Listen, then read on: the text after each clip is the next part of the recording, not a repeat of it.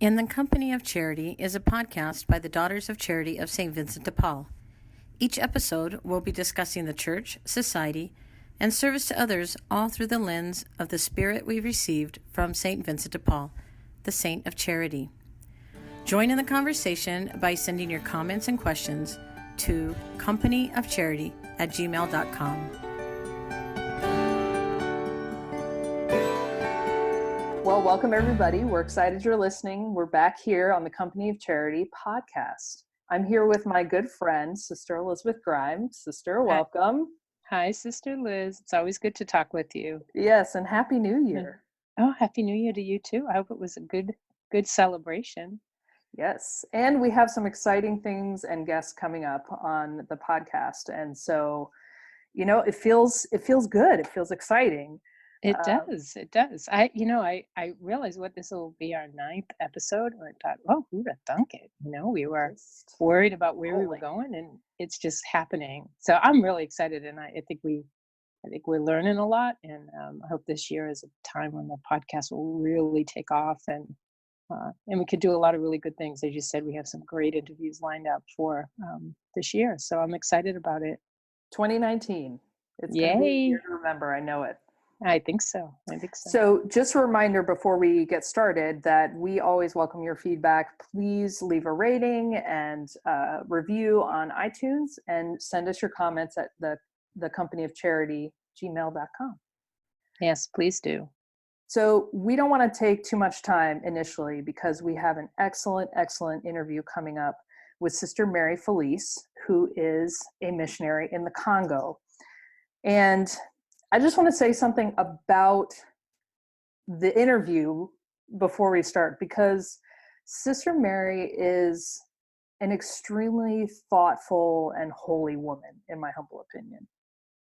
And when you listen to this episode, as someone myself who's highly extroverted, who has to stop herself before saying whatever's on her mind, Sister Mary is just an extremely thoughtful and comes across in this episode with some very, very thought-provoking things.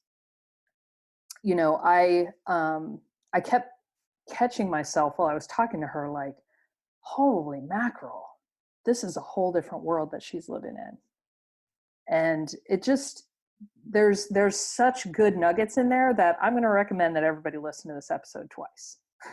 At least. Yeah, at least twice. I agree. I found myself feeling like this was a really I think you're right. She's very, very thoughtful.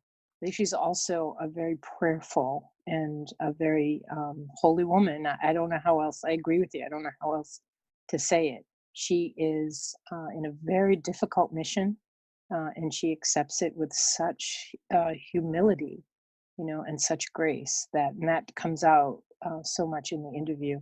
And there's just such a tenderness about her and her voice and her cadence that, sometimes is almost juxtaposed against the level of poverty that she's in. I was thinking of how poor and how difficult the Congo is, and she talks about that.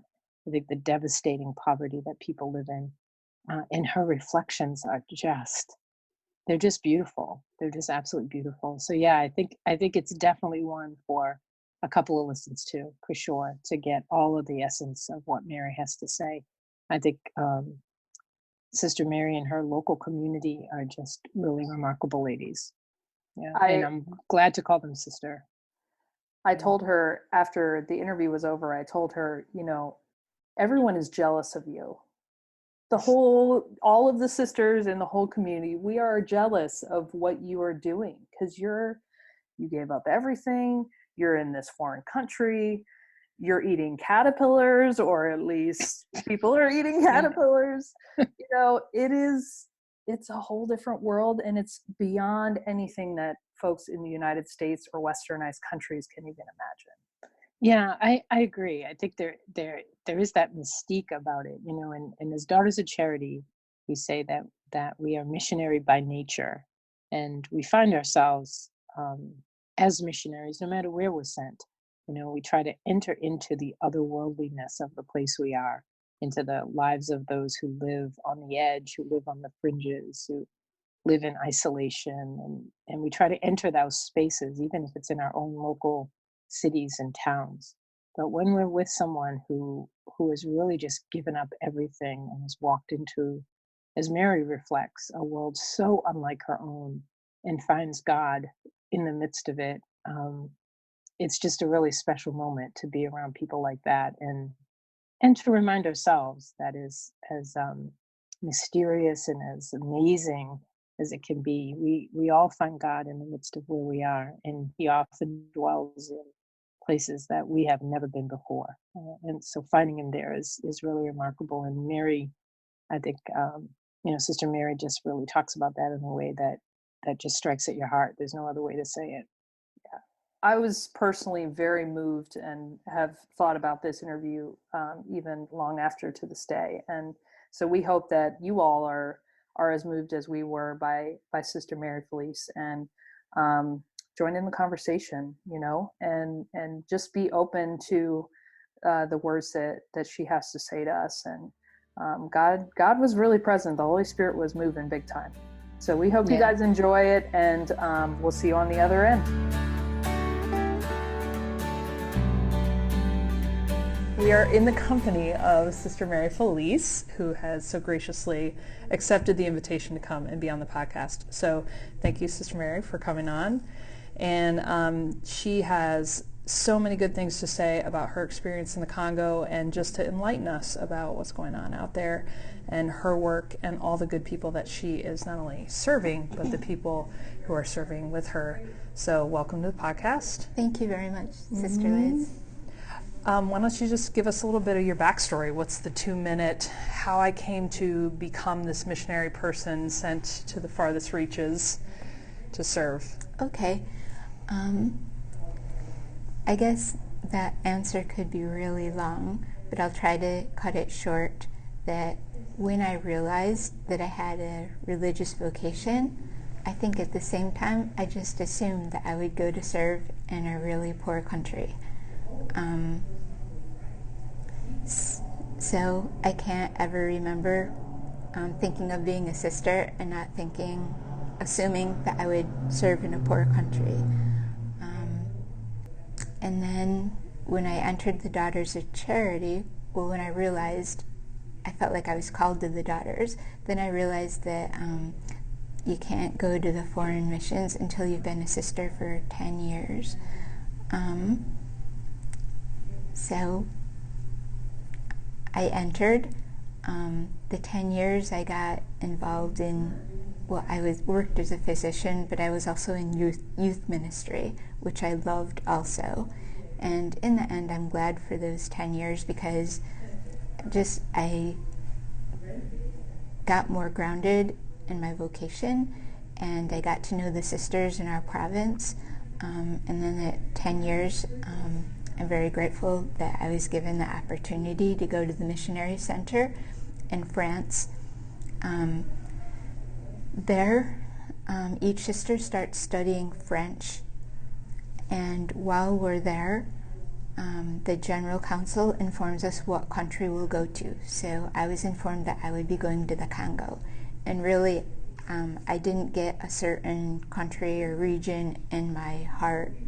I didn't choose myself because I knew we don't choose. So I was happy when I was very happy with the choice. I would have been happy with any choice. That's a big leap of faith, is it not? I mean, you're just saying, I want to be a missionary, and the company, you guys can decide, the leadership. Superiors, you go ahead, decide where we're going to go here. Yeah, I guess it's part of trusting in God's will, that God's will is the best for us. And I'll share this story. I had been there about 2 years now, and I was working in our DREAM program, HIV program. We were just starting up the program. And before that, I lived in Lukulela on the river. So I was new at living in Bandaka, and in Lukulele, when we would walk to Mass, it's like a block away, but we walk through palm trees and it's along the river and it's beautiful. But in Bendaka, to go to Mass, we walk right through the neighborhood. So one day we're walking back and I'm like, I felt not right, like sad. And so I decided, like I couldn't shake it. And I was like, well, I just need to name what I'm feeling. And I'm like, well, I'm feeling sad, and I tried to think why, and I was like, because you know what, I don't like this walk every day, like, because you see such poverty, like, it's rare that someone doesn't ask you for something to eat. You see children, sometimes naked, playing in sometimes the dirt, the mud, and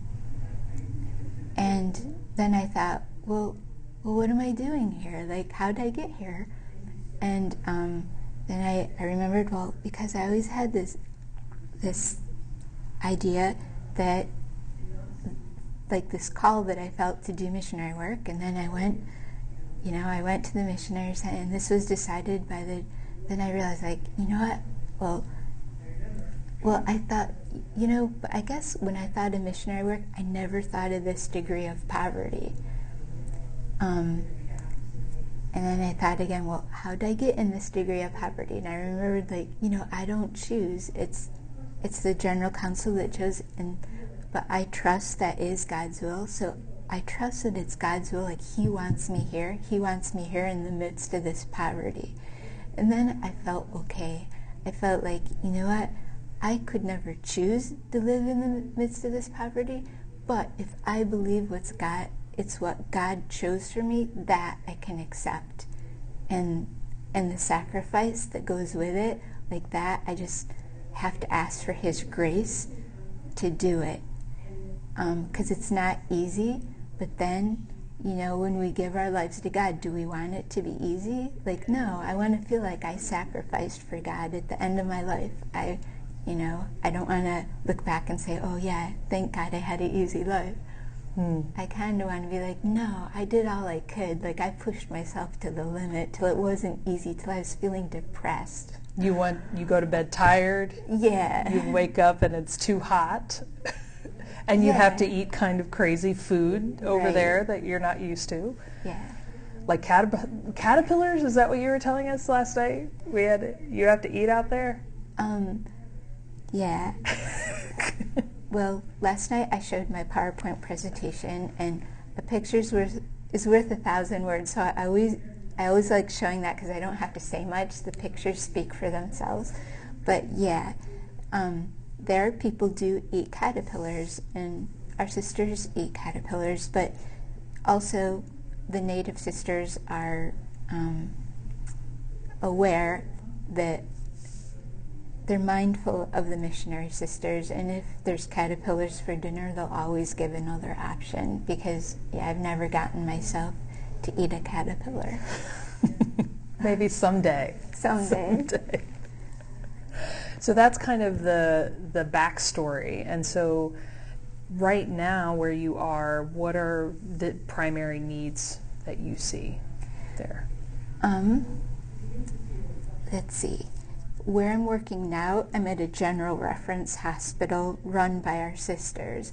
So we're the only hospital for a large area and a large population, and it's a busy hospital, and we work hard. The needs there, I think wherever you are in our province of the Congo, the needs are going to be the basic needs. There'll always be people who are hungry, who lack clean water. Not all children get to go to school.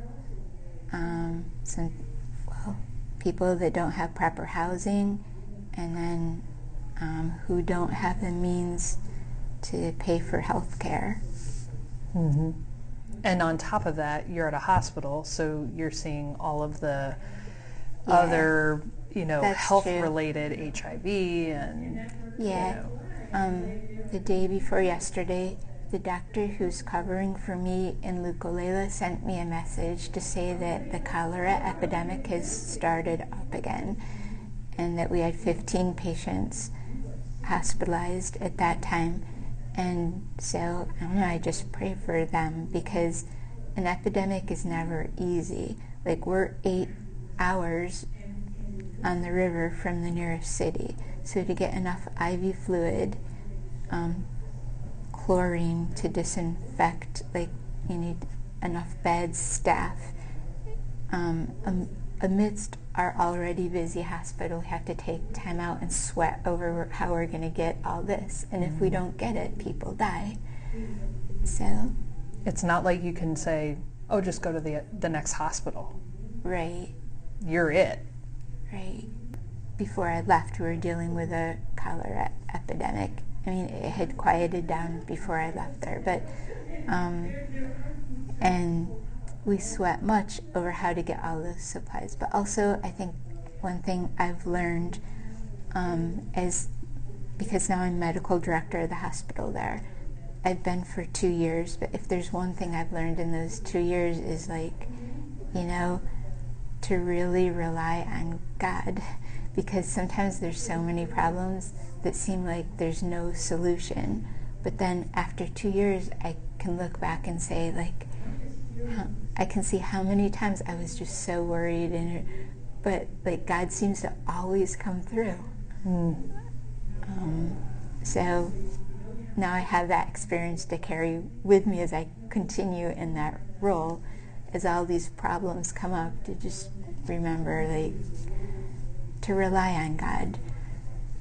That's part of the gift of having a good memory, is to remind yourself God came through all those other times, Right. and it worked out, and just Yeah. claiming that it's going to be okay still. Yeah, and I think, I mean, my goal is to be able to stay a little bit calmer in the midst of those problems, just having that confidence that, you know what, God's going to come through for us. I mean, to do all we can on our part, but also remember.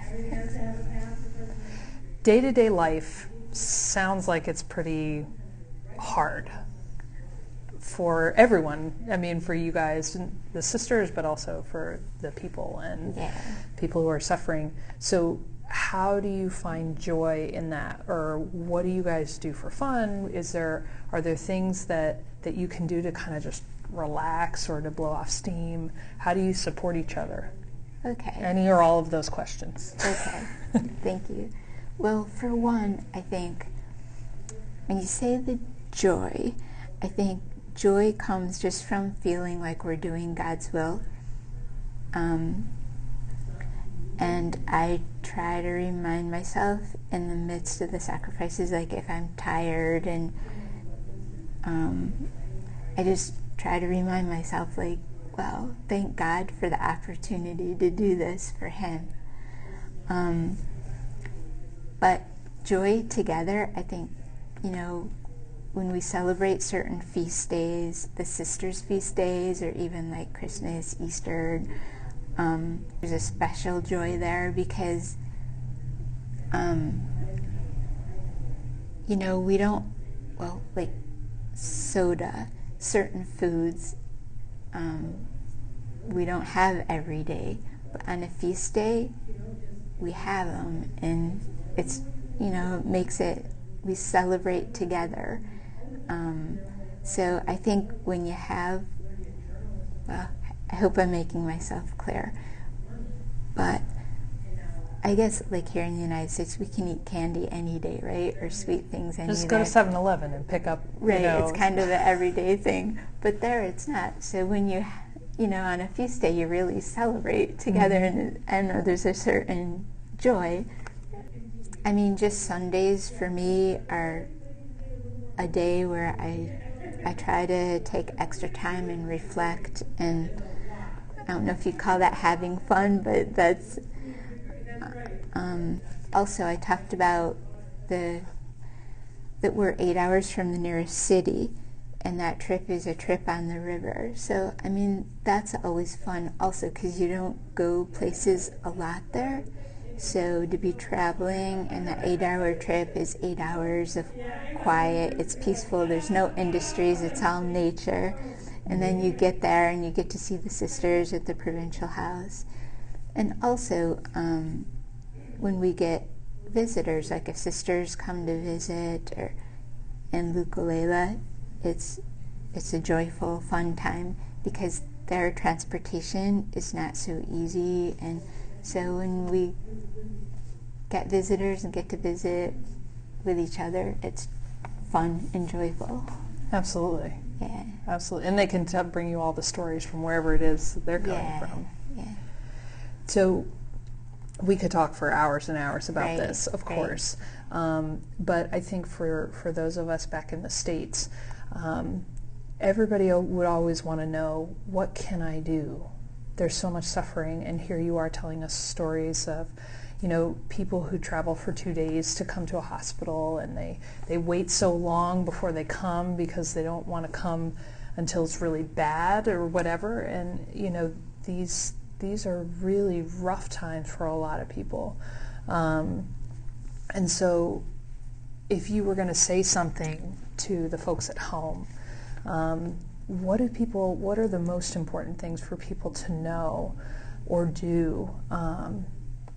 What's the message that you want to send to everybody about what you're doing there and the people that you serve? I guess I would ask people to be just mindful, to remember in the United States that we live in the upper echelon of the world. And I don't think I realized it myself until I've lived in other parts of the world. And I think we live above even people in Europe to a certain extent, but certainly, I heard another missionary sister say, it was years before I went there, that the majority of the world is poor. We're in the minority. But also, we don't realize it, but we are.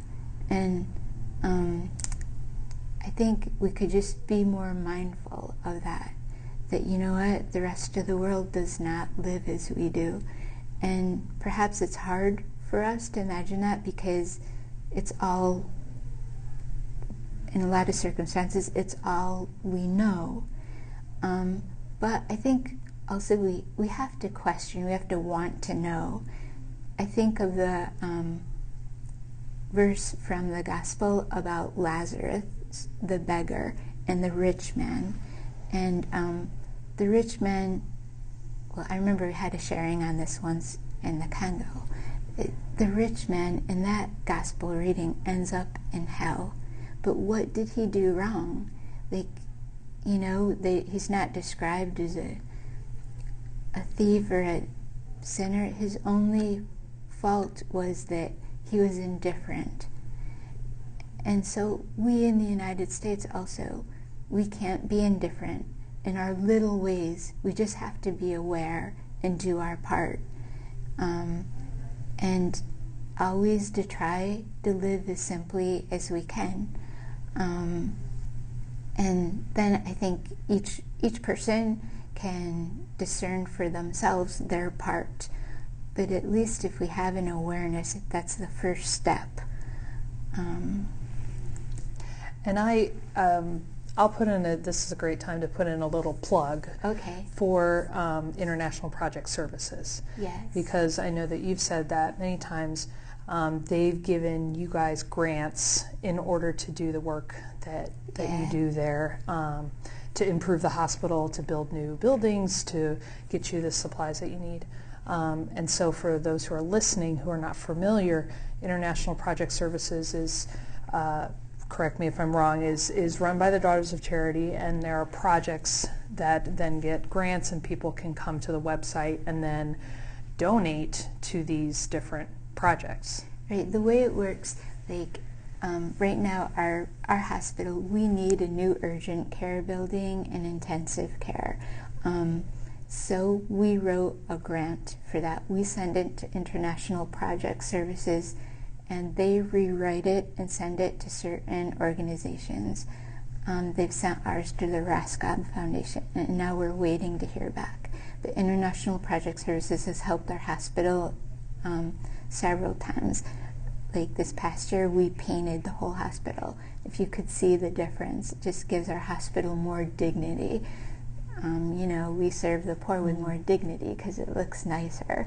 And they built us a new lab and also a fence, a really durable fence around the whole hospital. So things like that they've helped us with. So yeah, there's a website for Daughters of Charity International Project Services, and you can go to that, learn more about it, and you can donate. Or if you want to donate directly to a mission, you go to the Daughters of Charity website for the St. Louis province, and you can donate in general, or you write specifically. If you want it to go to the foreign missions or a particular mission, there's a place you can write in there. And you can write Sister Mary Felice on it so that it gets to you and where you are. Why not? I think that's a great idea. So thank you. This has really been a gift, and I know it's going to be enlightening for a lot of people who are listening. So thank you so much for your time and for your words that have been so enlightening for us. Well, thank you, Sister Liz. And now it's time for your Vincentian Pulse. So I'm one of those sisters who really likes to read encyclicals and apostolic exhortations. I really love reading this stuff. And so I was reading Gaudete et Exsultate on the call of holiness in today's world, the most recent apostolic exhortation from Pope Francis. And, as you read these, they can be kind of heavy or heady sometimes. But once you read them, and Pope Francis is really a good one, they really can kind of enliven and inspire. And so as I was reading, I came upon these two passages. He says, "It's not healthy to love silence while fleeing interaction with others, or to want peace and quiet while avoiding activity, to seek prayer while disdaining service. Everything can be accepted and integrated into our life in this world and become a part of our path to holiness. We are called to be contemplatives even in the midst of action, and to grow in holiness by responsibly and generously carrying out our proper mission." And I thought, that's something we are challenged by all the time. We always think about, am I a Mary or a Martha? Am I too active? Am I spending too much time in silence? And I think what the Holy Father is trying to say is we really just need to make sure that we're balanced, that what we experience in prayer, what God speaks to us in prayer, is what we take out to the world, that the gifts of prayer are also the gifts that we're to bring into our action. And that when we are in the active ministry, when we're out serving the poor, when we're visiting the sick, doing all the things of the works of mercy, that we find in that a place of prayer, and we bring it back to prayer, and we bring it to the Lord and thank Him for the experiences that we've had. He says, could the Holy Spirit urge us to carry out a mission and then ask us to abandon it or not fully engage in it, so as to preserve our inner peace? Yet there are times when we are tempted to relegate pastoral engagement or commitment in the world to second place, as if these were distractions along the path of growth in holiness and interior peace. We cannot forget that life does not have a mission, but is a mission.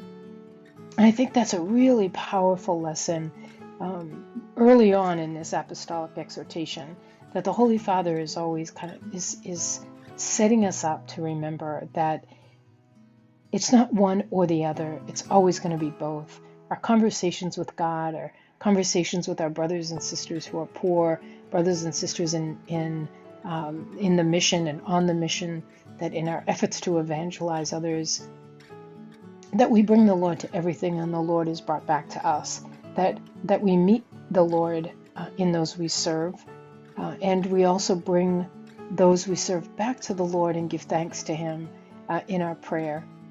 And then in our prayer, the Lord, the Holy Spirit, will give us a mandate. He'll give us direction. The Lord will tell us where we're to be and what we're to do. so that we shouldn't be afraid to spend time in prayer, but also realize that that prayer will lead us out to others. It won't isolate us, and that's also another really important part about having a life that is mission. Take up an apostolic exhortation, read one, give yourself some space and time to read the words of our Holy Father, the words of the popes, words of the bishops. These are the words of the church. You may not agree with everything, may not understand everything, but I think that when the church tries to speak to us, that the Lord is also speaking to us, and we can bring that out to the world. It's very hard to evangelize anyone or anything when we're not educated and we're not informed. So be informed. Pick up something a little challenging, read it, and give thanks to God for it. This has been In the Company of Charity podcast. Thanks for listening, and we'll see you next time.